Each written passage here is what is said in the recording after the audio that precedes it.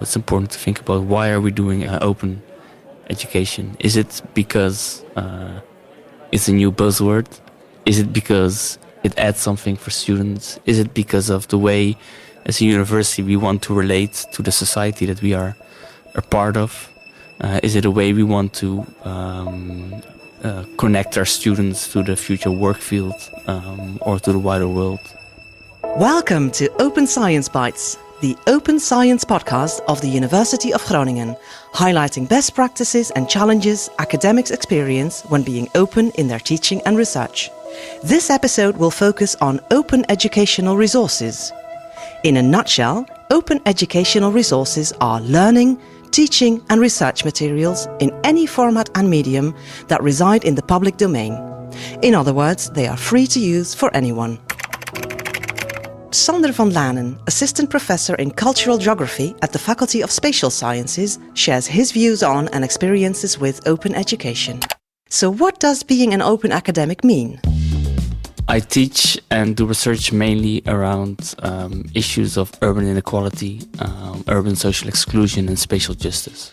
I've always been interested in one way or another sharing my work with people outside of the university. I never wanted to be the academic that only publishes in academic journals and academic books.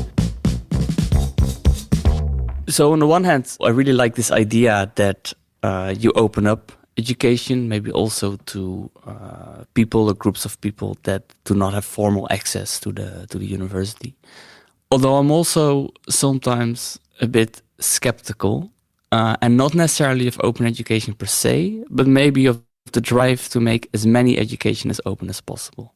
Because what I sometimes fear is that if everyone starts creating in-class information, in-class assignment, in-class learning materials, and everyone is going to share it online and open to the public in whatever way, I'm sometimes afraid you're going to get an information overload, so to say. So that so many people are going to share maybe interesting things, that it's going to be another task to go through it and see what is of quality and what is not.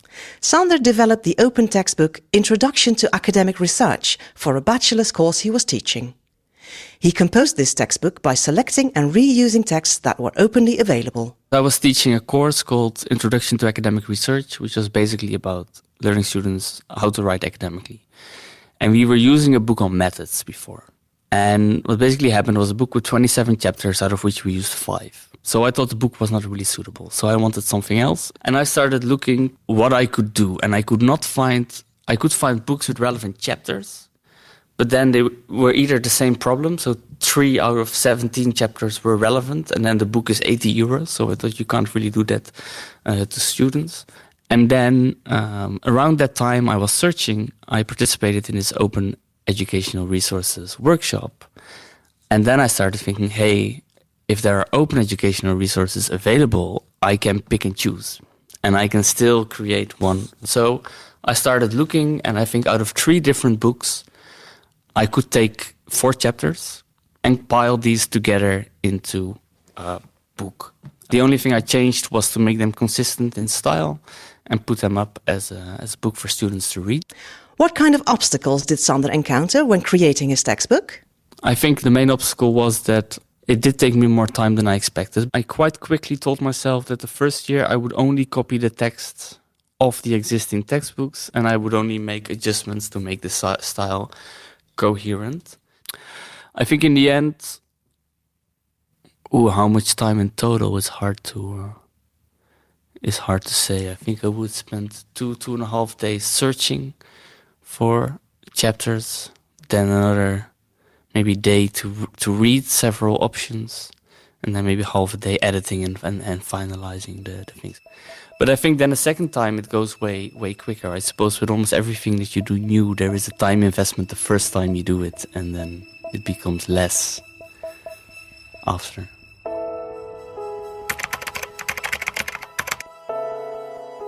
What are arguments for using open educational resources?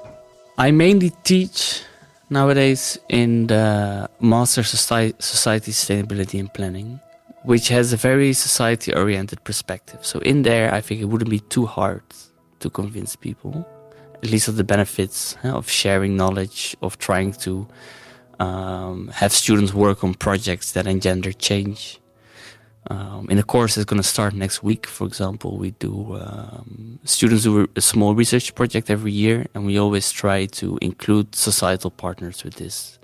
Organizations that operate in neighborhoods, the course is called Revitalizing Neighborhoods, or the municipality, and we have students at least present or we invite people from the municipality or neighborhood organizations to the presentations, because we think the findings might be useful. And one of the reasons also that we do this in this course is that the lecturer with whom I work believes that students will be more motivated if something happens with their assignment, that they don't just do it for us.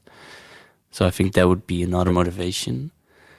So yeah, I think there is a motivation of, on the one hand, motivating students, maybe giving some perhaps inherent drive might help for at least a part of the student population. And the other one is that I think within our faculty, the idea of being a knowledge hub within the region and work together with provinces, municipalities, etc., is valued strongly. So that might help to convince.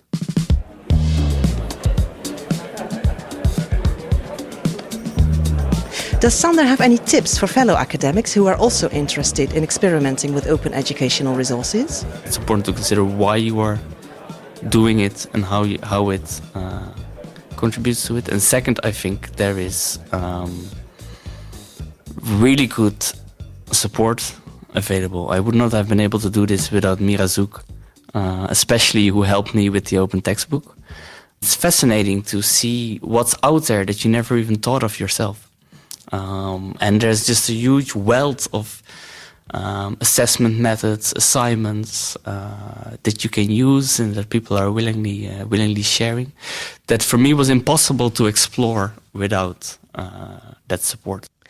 What could the university do to improve the support that it provides on open education? One thing that I would like, I suppose, is perhaps to think about ways in which the use of, if we want to move to open education, the way the use of open education can be rewarded or recognized in one way or another. I think one of the things that I was looking into when I created the open textbook was to see if I could add it to Pure, so basically your list of publications as an academic, and it cannot, because Pure is only for research outputs and not for educational outputs. And I suppose also on an institutional level, it's important to think about why are we doing open education? Is it because it's a new buzzword? Is it because it adds something for students? Is it because of the way, as a university, we want to relate to the society that we are a part of? Is it a way we want to connect our students to the future work field or to the wider world? Maybe all courses should have a statement on why or why not they decided to do open educational resources. Because I think, related to my earlier skepticism, I don't think more is necessarily better when it comes to open educational resources. So I think it's worthwhile for everyone to consider to what extent open education can be a benefit to the course. And there might be good reasons why for some courses you say, no, here open education does not necessarily make it better, and therefore we make an informed decision to not use it. And I think it's, in terms of strategy, it's a whole different approach to say as much open as we can, or at least for everything we should consider, we should make an informed decision whether open education is desirable or not, and then act on that. This was Open Science Bites, the Open Science podcast of the University of Groningen. Thank you very much for listening. Join us for our next episode on open educational resources with Rashid Gabdulhakov from the Faculty of Arts. Open Science Bites is produced by the University of Groningen Library with technical support of Wim Brons.